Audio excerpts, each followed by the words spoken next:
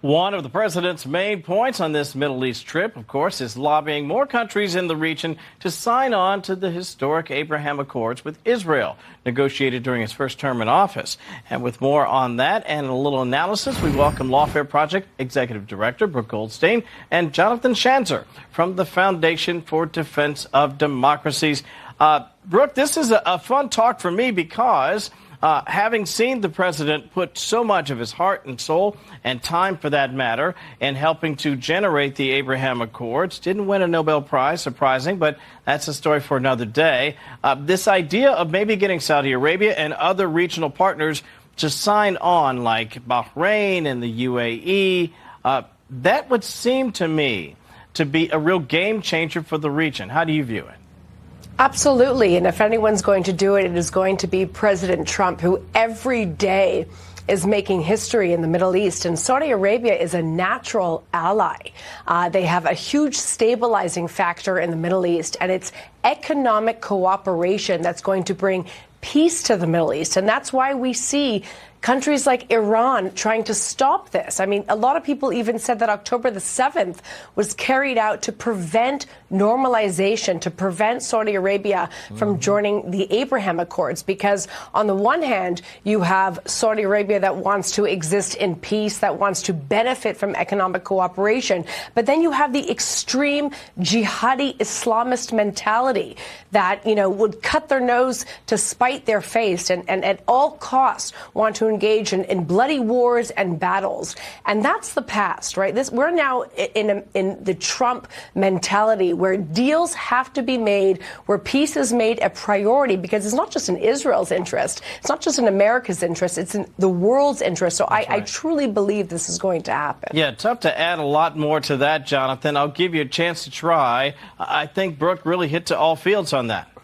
She did. I'll just tell you one thing here. I love that Donald Trump said that this is important to him. Yeah. He made a direct plea to the Saudis. He said, I want you to do this, not because it's in your own interest, but because of our relationship. So he's made this personal. This comes amidst a bunch of mega deals that are taking place right now in Saudi Arabia. But he's saying that's not enough, that these deals with the United States, we need to take it a step further. He wants to further his legacy. And I think he actually he's got his eye on a Nobel Peace Prize right now. And this is, I think, a first step to getting there. Saudi Arabia would be a huge step. You're going to see a bunch of dominoes fall because the Saudis are the leaders of the Arab world. This is the place where the two holy mosques are in Saudi Arabia. A lot of other Muslim countries are going to follow.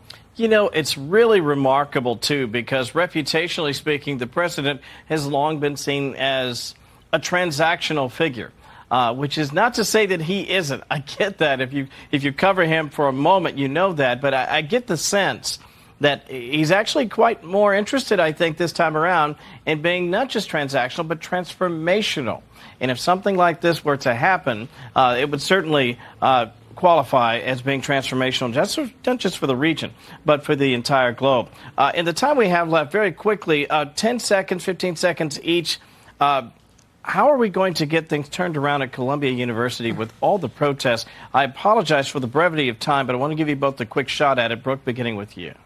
Yeah, well, full disclosure, the Lawfare Project, of which I am the executive director, is suing Columbia University. Unfortunately, we have to force these schools to do the right thing. Yeah. We're also suing CUNY, the City University of New York. And just this week, the Department of Justice submitted a statement of interest in support of my client, Dr. Garrett, who is the director of Jewish studies there. We need to force them to do the right thing. We need to shed light on this, and we need to enforce the law, because that is the issue. And the reason why the statement of interest filed by the DOJ is so significant, because it signals that this case is a very important fact pattern to apply civil rights law to the Jewish community in the United States. Jonathan, we'll get you next time. I appreciate you both coming in tonight, out of time, but we'll see you again right here on Fox News at night. Thank you both.